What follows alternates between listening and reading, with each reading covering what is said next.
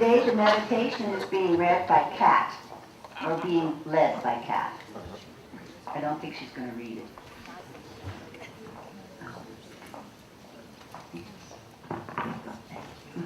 Good morning, everyone. I thought since we're being with community this morning, that we would be with community, which is us here. I want to just mention that the community word, if we go back to the Latin, means com, means with or together, kind of like con in Spanish. And unis means the gift of. So the gift of being together. I like that. So if you want to play along, to just for a moment look to your left. My left is not your left. Look to your left and just look around. You don't have to necessarily engage anybody's eyes or anything. Look out as far as you can, and then look right, out as far as you can. Look up, trees, sky, roofs, behind as far as you can. So we're going to call this our community for this moment, just this moment, because of course we can define it in a million different ways. So if you want to play along, go ahead and shut your eyes.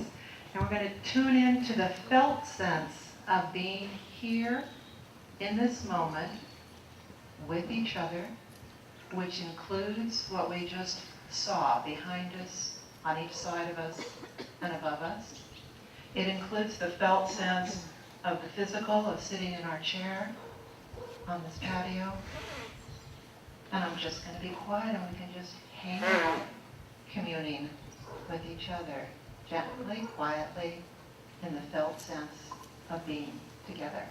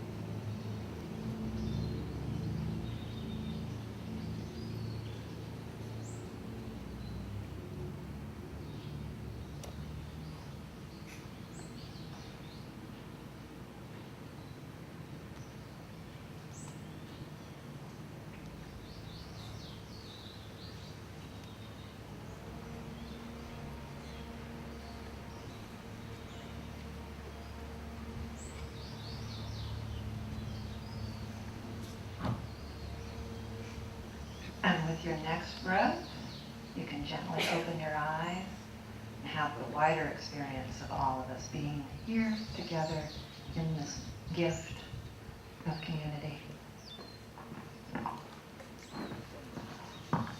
Thank you, Kat. Our presenter today is Jaime Navarro, and I'm going to read his intro. As my wife and I age, I have noticed a shift in our conversations in preparation for the third act in our lifespan. This shift has at least 4 components: intentional, behavioral, cultural, and social. I will dwell on each of them from the perspective of someone who is asking himself, why should aging and dying in community be better for mankind? What do we really mean by community living that brings joy, peace, and love? How can we prepare ourselves today for a brighter future in community? A green entrepreneur, formerly an academic researcher, consultant, family business coach, and corporate executive. His current areas of interest are sustainable communities, co-housing, integral life, ontology of language, the Toltec philosophy, nonviolent communication, and organic farming. He has been a Lakeside resident with his wife Sarah since 2008. They own and operate the Rancho La Salud Farm and Village. I introduce Jaime.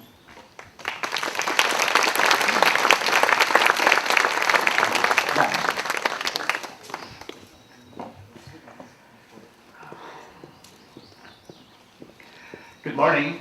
Good morning.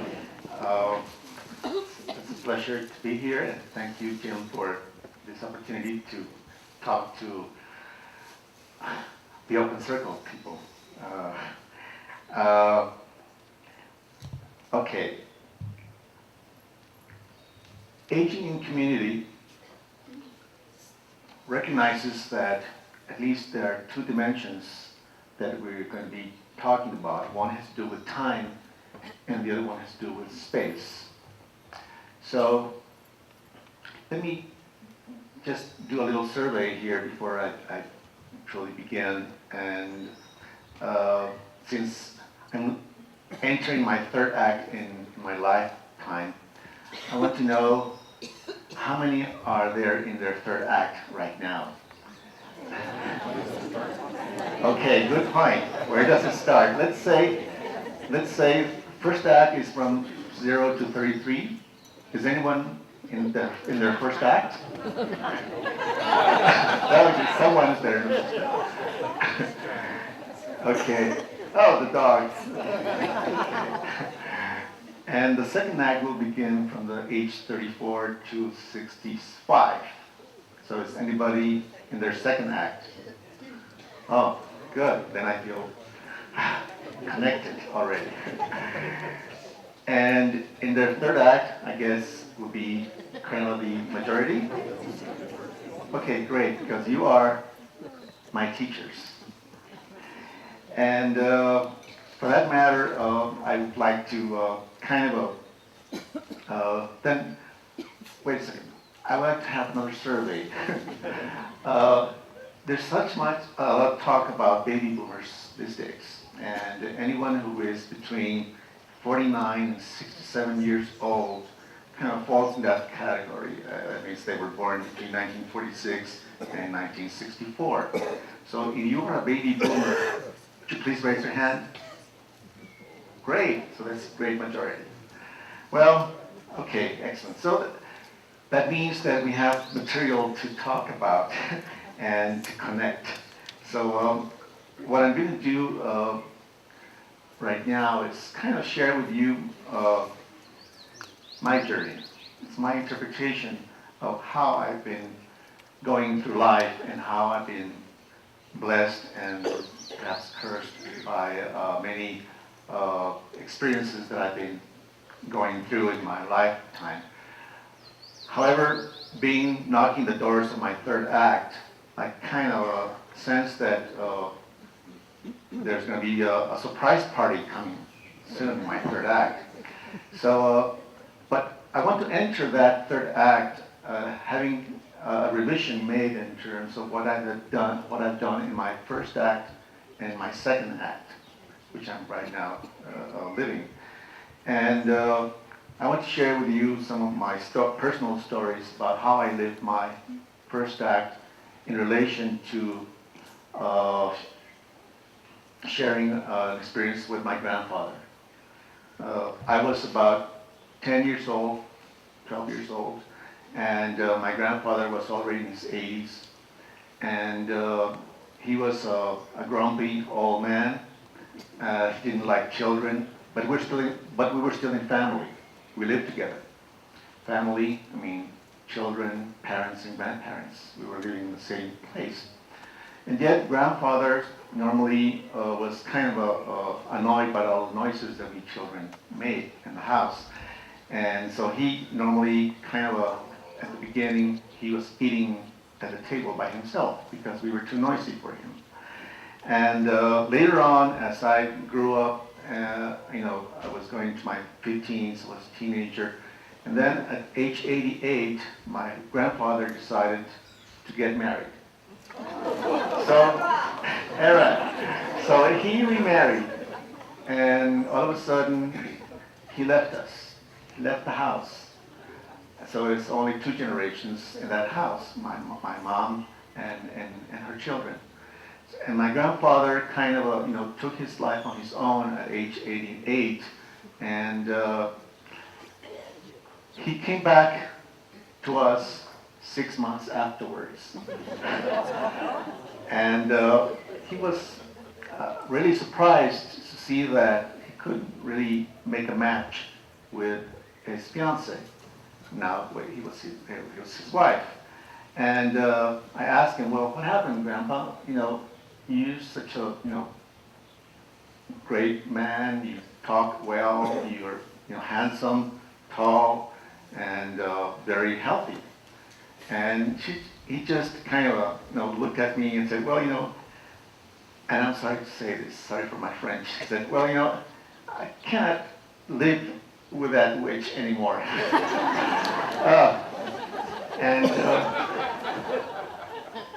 And so he came back, and after he came back, I saw a very notorious decline in his health.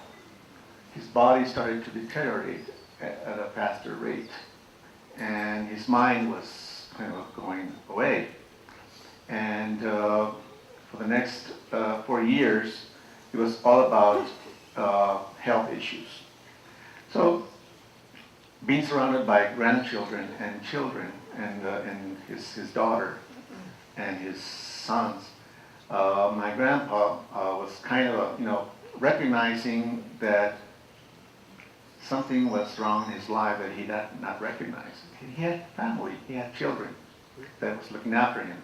So he started to talk to us, a lot of stories, a lot of, he wanted especially to talk to me because I was his only grandson. And he wanted me to learn more about what was his life about so that I would not make the same mistakes that he did. So he lived through the revolution time period, in Mexico. He was a Cristero or warrior during the religious war that happened in Mexico in the early centuries. And he was a very interesting guy. I never got to know him until the last 4 years, where he was kind of preparing for his departure. And at the time of his really decline, he was in bed, and he kind of said goodbye to us, and we were very honored to be assisting him in his departure. And he was already kind of a semi-comatose stage, but he was able to see and to hear. So I told him thank you for being in my life.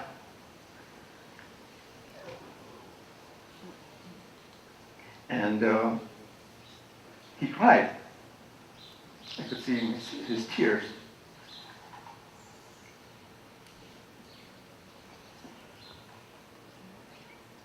And so I kissed him. Goodbye. Goodbye, Grandpa. See you in a while. So that experience kind of marked my feelings and my journey towards seeking a more spiritual life, because I knew that there was more to life than just, working, making friends, having a blast with parties with friends and raising a family.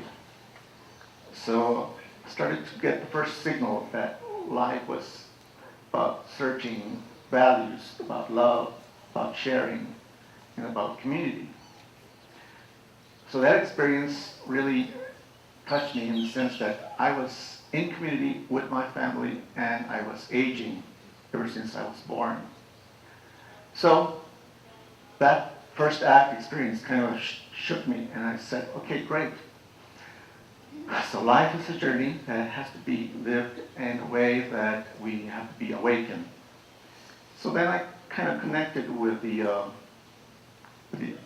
ancient Toltec wisdoms that were going on those days, and started to realize that many of the happenings that were occurring in the world had to do with uh, awakening this unconscious collective that was kind of telling us to, hey guys, wake up, stop beating Mother Earth, stop polluting, stop, war, stop all these features that somehow or another have been signaling that we are in a decay stage for the whole planet. And so then as I grew my years, I entered my second act. And in my second act, I faced another reality check with the departure of my mother that happened just recently. And again, here I was, a mature adult, and seeing that my mother was in a different type of community. She was in a retirement home, and she was not with us. She was not with her family, but the family were visiting all the time. So that was a different model of aging for her and being in community, because she decided that it was best for her and for all of us to be by herself and be in, in a world where she could, be assisted.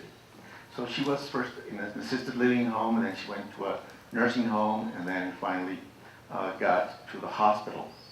So my experience with Mom was an experience of not being really physically in community with her, but yet I was providing all of the necessary context for her to feel in family, but she wasn't. And I knew that when you are isolated in a world where you cannot recognize friends or recognize family, you kind of lose it and start, getting some sort of a other language. And that happened to Mom. And at the end, Mom, I was basically called into the retirement home to assist my mom in her last minutes. And fortunately, we were able to arrive on time and see that my mom was still breathing, and when she was starting to have her last signals of life. But she was teaching me a lesson all the time. A lesson, I call these my heroes, in terms of teaching me how to depart, how to live your first and your second and your third act as a whole. And living that experience with Mom in terms of taking her and bringing all the help necessary to keep her alive was, in one sense, not paying too much attention to what she was telling me. She was basically telling me to let her go. And I was basically, kind of being insistent to leave her here with us. Don't leave, don't leave. And yet she was telling me, leave me, I want to depart, I'm ready. And so I surrendered, and she was gone. And that was another experience that I kind of was another reality check for me, because I started to realize that when you live in community in a different formats, and having come from a first experience and now a second experience, and now facing my third act, I was kind of a shock to see that what's going to happen in my third act.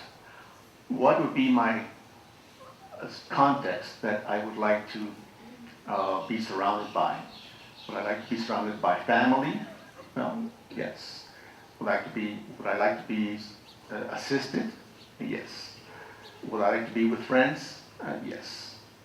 Would I like to be with all the technology available so that I can keep myself in a stage where I can be aware most of the time, and live my third act in a way that it's a kind of a staircase model of growth, of aging, rather than an arch model of living age as pathology.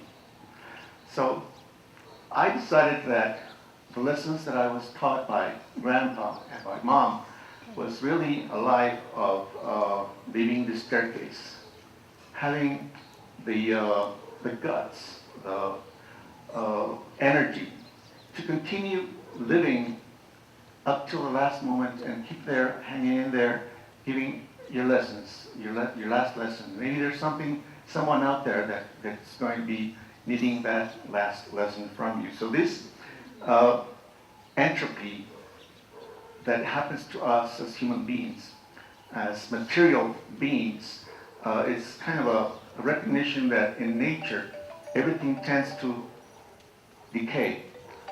And so decay is sort of a natural way of going through life. Even though there are some authors out there, especially a guy from Cambridge, whose name is Dr. Aubrey de Grey. I don't know if you've heard of him, but he has defined aging as a metabolism process that eventually causes damage to the organism and then eventually causes a pathology and then death. So in a sense, he's saying that aging kills you.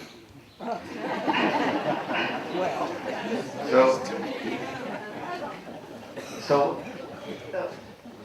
understanding that there are this research going on in the world at this moment, this kind of research is really leading to the position where this guy, by the way, he's a biogerontologist, and he's done incredible research, kind of saying to the world that he's got a way to at least physically work on the cell and work out what he calls the seven deadly things that kill people through aging. And he thinks that within the next 30 years, there will be a kind of medicine that would allow you to live another 100 years. So that's why you have people in cryogenic or cryogenic, chambers, because they're still freeze, hoping that their bodies will come back. And if you want a lesser bill, you can just freeze your brain rather than your whole body, and then they can find the body for you with that brain. So who knows? The future may be giving us a lot of surprises. I'm not sure we will be able to see it, but at least what he says that us, baby boomers, will not have that chance. So maybe our children will have that possibility. So aging, in a sense, has, for me, from my perspective, having lived these experiences in my first and second act, I decided together with my wife that we needed to move along with our lives and kind of stay away from this, rat race that was happening to us, how a victim, that was happening to us in the cities. So we decided to come to a place to reinvent ourselves. Have you heard that? No. So we came to Ajijic, and we decided immediately to shut off anything that had to do with news. So immediately we disconnected from television programming, commercial. We shut down all the way from radio listening. And so everything that had to do with all of the negativity, energy that was out there that was causing our aging process to grow even faster, because it was feeding this parasite in our spirit that the Toltecs would call it the dreaming mind. And in this spirit, we were filled in by fear, by guilt, by all of these belief systems that were not helping us to live a better life. So in the wisdom of the Toltecs, we are in a journey of awakening our spirit. So I realized then that I had a much greater mission to accomplish, and that was to leave a legacy. And so my wife and I decided to come to Ajijic and started a farming operation that would put ourselves in contact with Mother Earth, touching the soil, being connected with nature, something that we had not done in our first and second act, I mean, at least for me, I'm towards the end of my second act, entering my first act. I'm in my third act. But hope, I wish, huh? Or maybe I would enter my first act sometime. It will be a cycle. Anyway, so then I kind of settled in Ajijic, and we decided that it was time to move on from the farming experience and working with the food systems, and knowing that farming and cultivating food was one of the primary loves of nature. In other words, it was our way to say that we can transcend and we can transmit and we can give love to everyone. So every time we cultivated our berries, our cucumbers, our eggplant, we were sharing a piece of love to all of the people that were going to eat those vegetables. So in a way, we knew that that experience of being connected with nature was in connection with our love energy. And so I started to realize, wow, what an amazing experience. Love is not only a sexual thing, it's more a spiritual thing. And now I began to think and to feel that love is really what makes us a purpose in our lives. And so I decided to start doing some research in terms of, well, what makes us grow older or age. I'm sorry, I said grow older when I meant to age, because there's a big difference in that. So I've been told this by many people, not to say you grow old. But anyway, so what I really found out was that in this research, I found that there was a fantastic research by a guy named Dan Blutner. He was doing all this National Geographic research that he called it the blue zones. And if you're familiar with the blue zones, he found out that there are 4 places on planet Earth where there were the villages that nested a lot of centenarians. And most centenarians were there because they had certain practices. And in this research of the blue zones, there were kind of 9 lessons to be learned. And basically, I will just briefly mention some of them, but it has to do with moving naturally. So most of the centenarians that were happening in the world, by the way, one was in Loma Linda in California with the Seventh Adventist people there. The other one was in Okinawa. The other one was in Sardinia in Italy, and the other one was in Nagoya in Costa Rica. Hopefully they will discover Ajijic when we reach centenarian age, but that hasn't happened yet. So the research was really indicating that there were certain practices that these people kind of mastered. And one of them was they would move naturally. They would not force their bodies into something that they were not to do. But moving naturally meant they walked a lot. They inconvenienced themselves on purpose because they needed to walk rather than use their cars, or ride the bike rather than using other types of technology. The other one aspect, they had to eat wisely. And eat wisely meant that they had this rule that meant that they needed to reach their 80% rule when they were sitting on the table, which basically for the Japanese, they have a word or a phrase that's called harahachibu.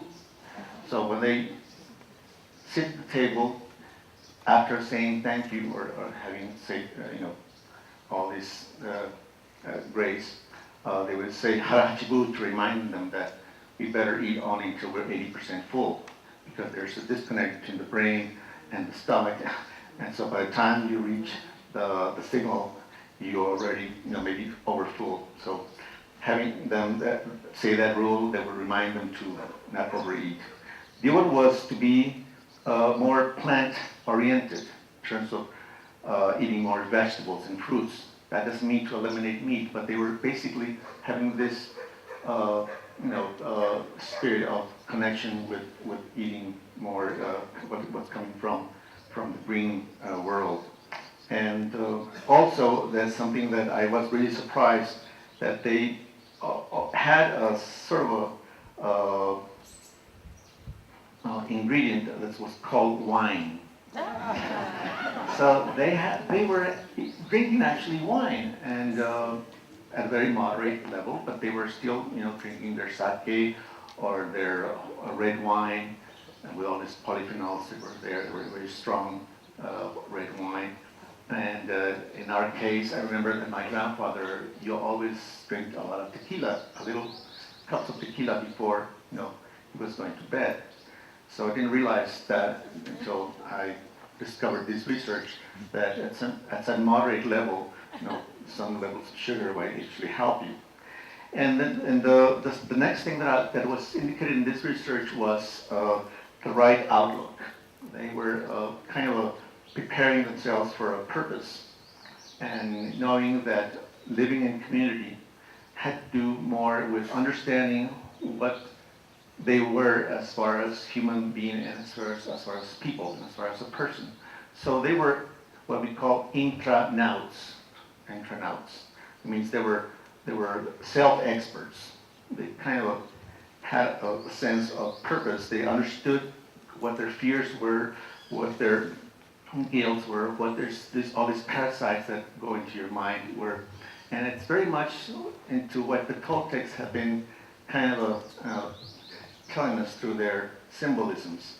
And it's funny because in the Toltec symbolism, the mastery of awareness, which really brings you to the point where you discover that health is important, that love is important, that you are searching for these kinds of truth, is represented by a serpent.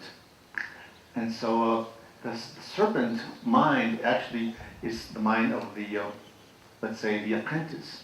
So you start sort of discovering there's a world out there maybe full of negativity and maybe full of positivity. But you become aware, and then you kind of master to the point where you want more. And then you go to the following stage from your awareness to where you actually seek transformation. And that's exactly what happened to us, to my wife and I.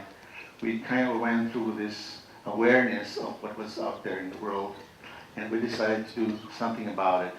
And we decided to go into the transformation stage. So in the transformation stage, now that we know what was exactly happening to us, because we were fighting all the time, like most married couples do, or even unmarried couples, or friends. But you start realizing that in this relationship, there's always this, it could be seen as a battle or it could be seen as a dance.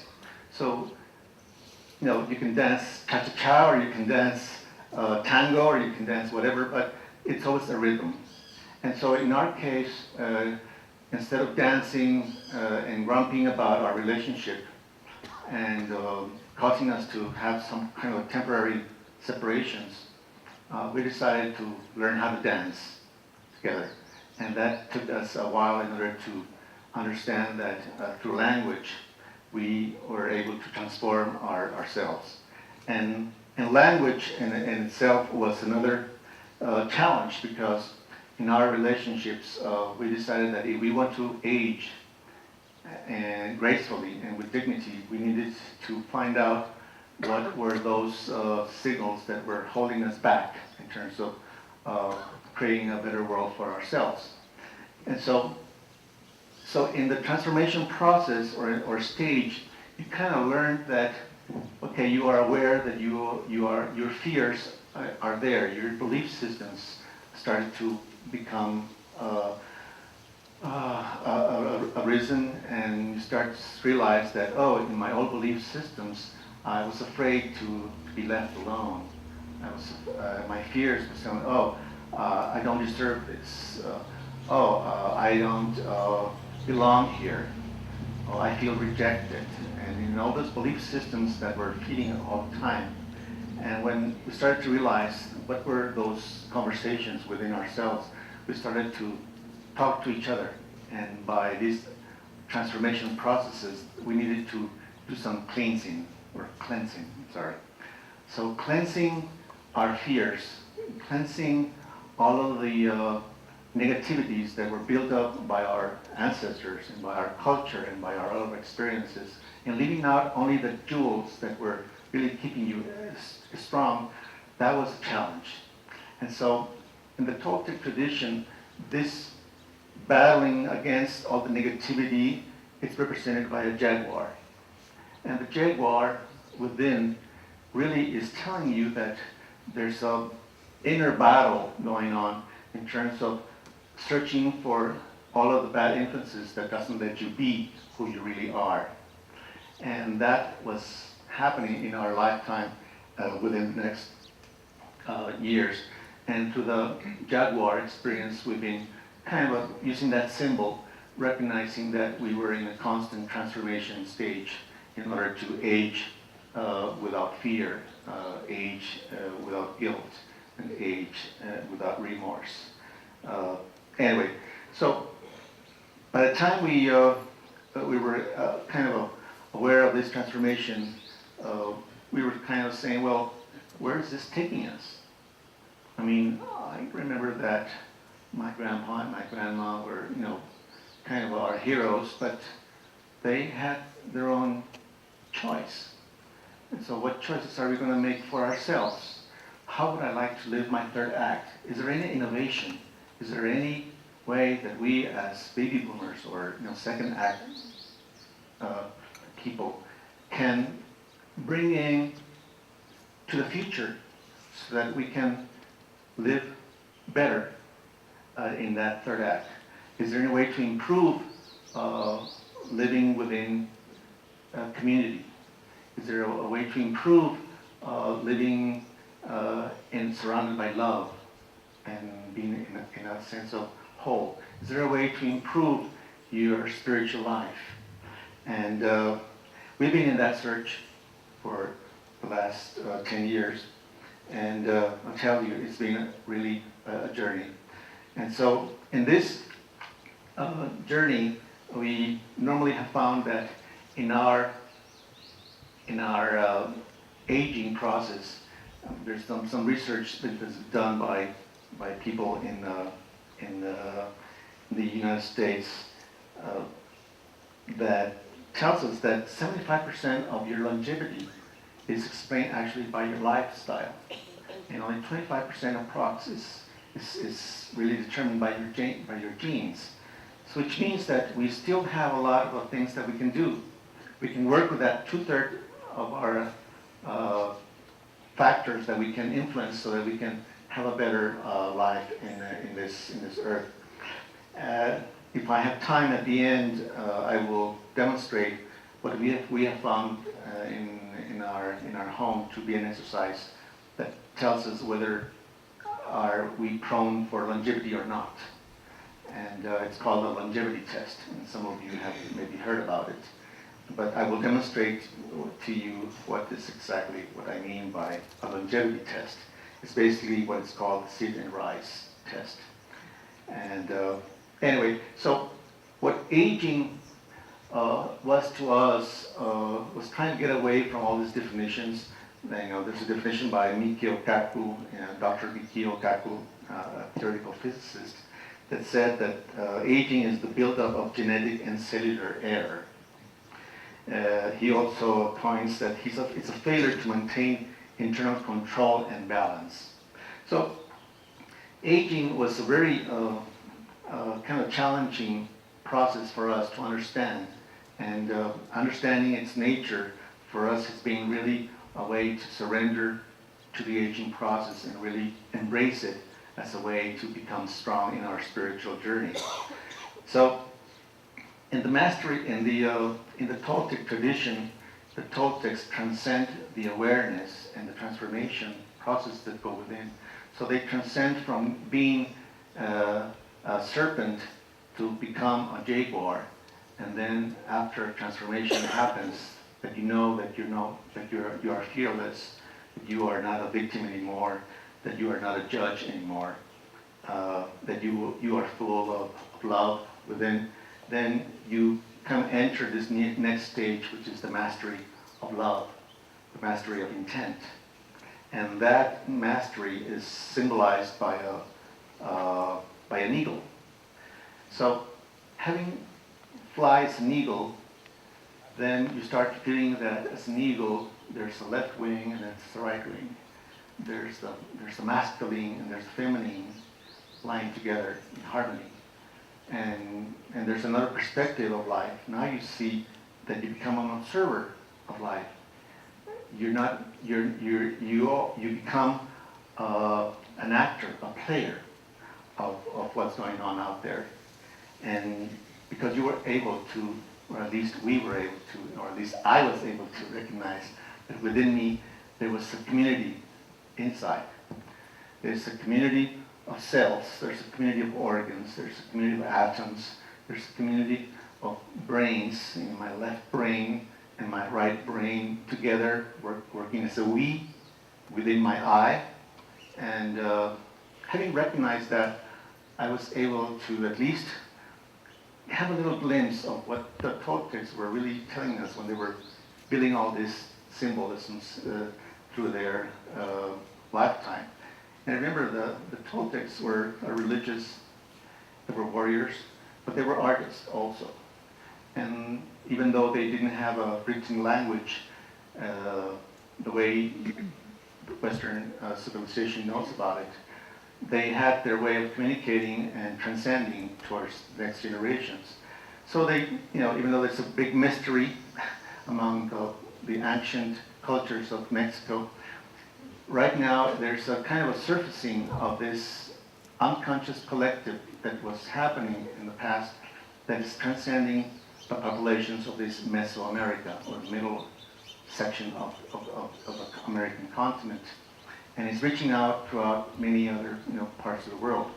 What's interesting is that what was happening in this part of the Americas was also happening at the same time in Europe with all the Greek philosophers and all the Roman and European philosophy that was going on there.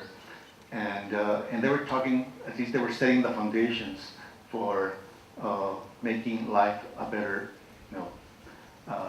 understanding, and having it discovered that philosophy was a way to understand our purpose in life. And at the same time in the Orient, with all of the Buddhism and all of the Shivas and all of the philosophies in the Orient, which were highly spiritual, they were developing in parallel. And but what was missing was the American kind of philosophy of the ancient world. But now that is kind of resurfing back, and it's coming back through different people and different places.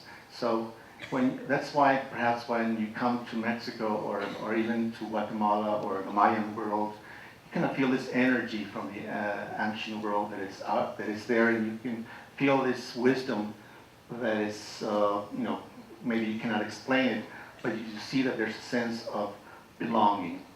And in that philosophy, I would like to basically introduce you to what has been our journey in terms of our living in community so far. So we decided that in the community living, there are kind of 4 stages of community that we have found out ourselves, especially here in Ajijic. And having come from the cities from a big city to a village, we've kind of understood a model that's called the 4 stages of community. In the first stage, we kind of got it that we were, together but alone. Basically, our language was telling us that we were with people. So you would say, I am with people.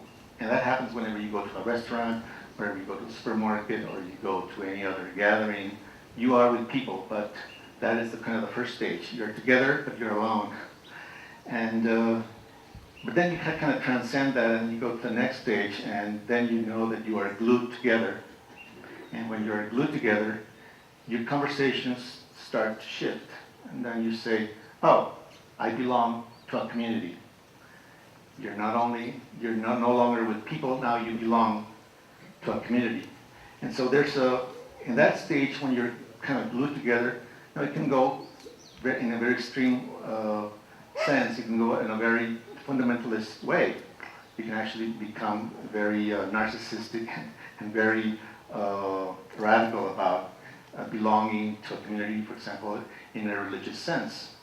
And not need to say what are the consequences when your fundamentalism kind of makes that whatever faith you had that is not filled with doubt, that is now filled with certainty, then all of a sudden religion becomes certain, and then your truth is the only truth, and it's the right truth.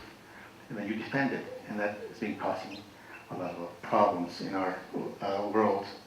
So belonging to a community is good, but it's got to be moderated to the point where you can transcend it and include it in the next stage where you say, now I am in a community. And there you are together, separately. Together, separately. And that's where I think we mostly are. We are saying obviously this phrase that I am in a community. And when we are saying we are in a community, you can actually say it if you are in a gated community. You live in a community and you are in a community sense. It happens also with some political organizations when you belong to the Republican Party. So I am a Republican, or I am a Democrat. So you kind of have this sense of belonging and some sense of being together but separate, with your own separateness. But then the last stage of community building, which is what we are trying to, or not trying to, we're actually moving to, and we're going to get to that stage as we evolve, is really what the lady that introduced us earlier said about being in community. So being in community changes your conversations in the sense that now you're no longer with people, you're no longer belonging to a community, you no longer are in a community, now you are community.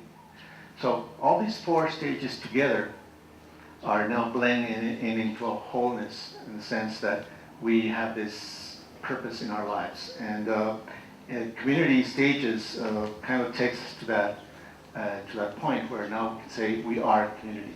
And let me just take a brief definition of community, and this definition is by Carolyn Schaefer. She wrote a book that was called Creating Community Anywhere, Finding Support and Connecting with a Fragmented World.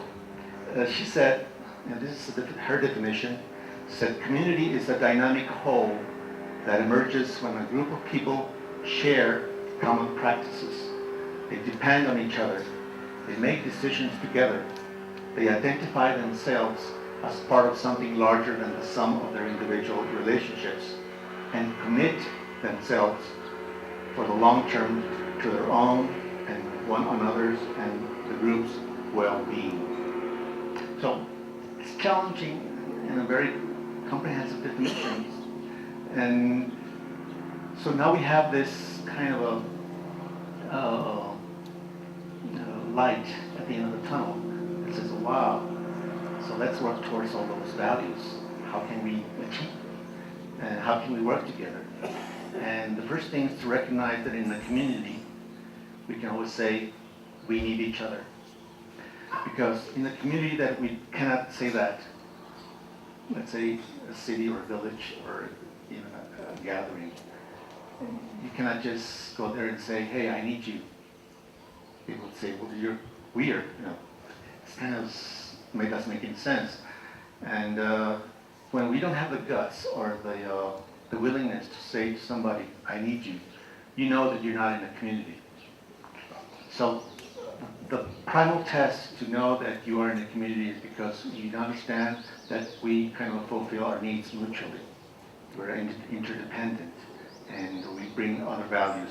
So really, community is about transformation. So we transform our values.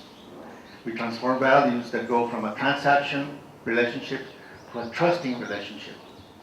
So we transcend our relationship from a consumption relationship to a contribution value. We change the scarcity to abundance. We change the isolation to community, to togetherness. We change alienation to familyness. And we also change the value of competition to cooperation. So you see, there's a whole shift of values that happens when we are being domesticated in the first and second act with all of these values that have been perhaps hurting us, that they've been creating us a belief system that doesn't make any sense anymore. So when we understand that, we become aware, then we transform those things into new values that would make us work together, and then we start thinking about how can we innovate? What will be our legacy to our grandchildren when they become old, when they become aged? And is there any better way that we can design? So I think, in my hunch, is that we have this tremendous opportunity to provide hints, to provide proposals to the next generations, that it was this generation of the second and third act actors and actresses to send a message to the elders that are living right now at their first act, and that is to live in a community that can harness all these values together. So, having said that, I just say that at this stage in the planet, there are different types of communities that are happening out there. They're called either eco-villages, or they're called co-housings, or they're called other types of gift communities. And I was really blessed by understanding how a gift community will work. Each community member has now the gift culture, the culture of giving and receiving and transcending. So with that in mind, I just want to let you know that we're working in that direction. We need help. I need you. We need each other. Thank you. Thank you, Jaime, for your inspiration. We have time for questions, and if you'll wait, the microphone will be brought to you. There's a lady over here.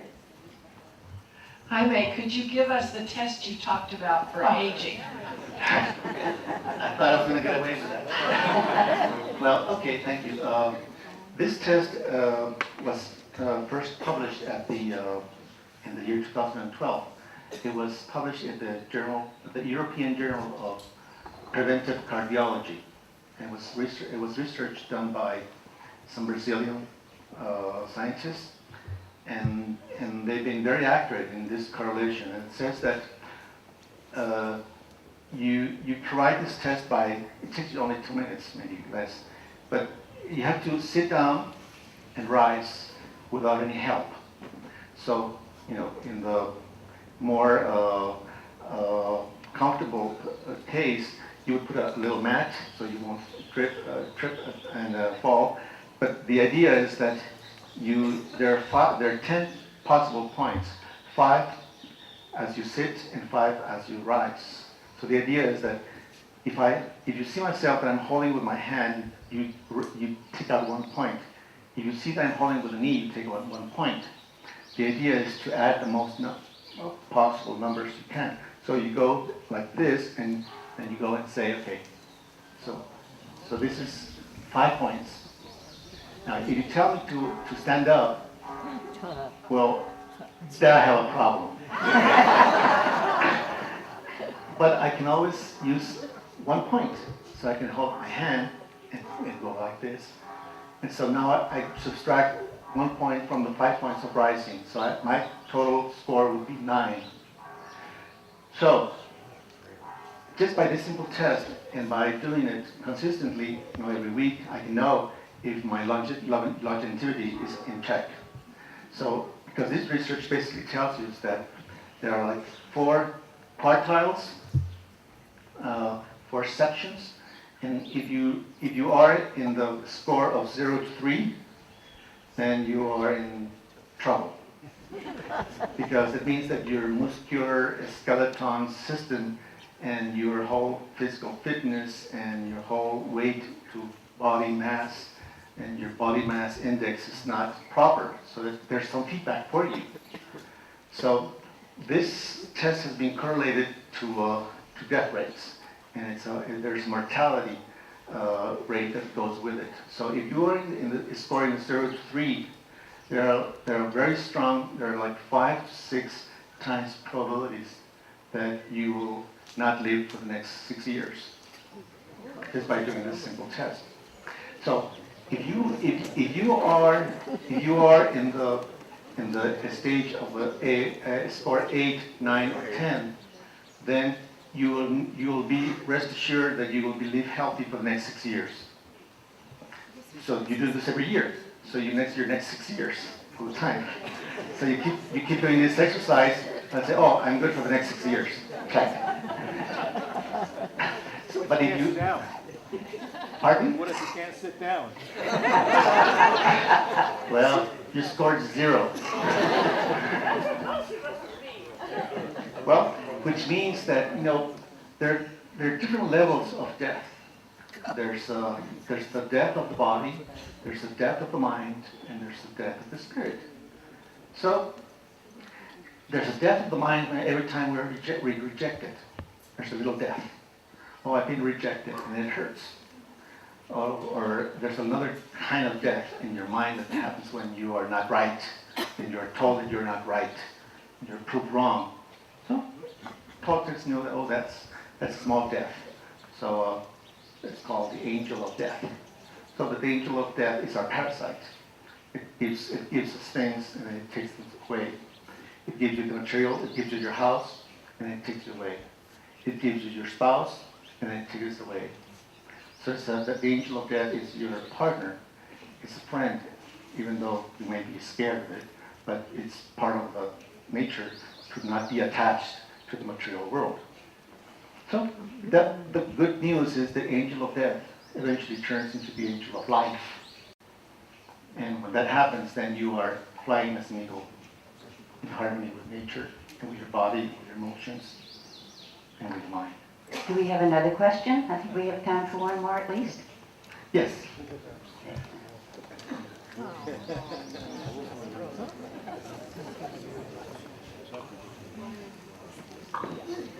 Thank you so much for coming to Ajijic. You're a great gift. And may I say your presentation with your gestures speaks a lot of who you are and how you started to cry when you spoke of your grandfather's death. That to me means you are very real. My first question is, what is family? Because you spoke of your family, your grandfather and your mother, and those were very different deaths and very different lives. Now, what is family? Okay. You want to answer now? Okay. I'll give it a shot. For me, family is about connection. Being connected. You can be connected to someone biologically and feel him as a family. There's a connection by blood, and there's a connection by experiences, and there's a connection by love. And likewise, you can be biologically connected to that person, but you will not feel love towards that person, even though he will be your family biologically. But I would not count very much on that being as an automatic family member. You can extend your family by making new friends, by making new acquaintances that can turn into this awareness, transformation, and love stage where you can make family as you go along. So we can have that opportunity in our lifetime. You can make family every day. And in particular, at this particular instant, now, we are a big family. Don't you think?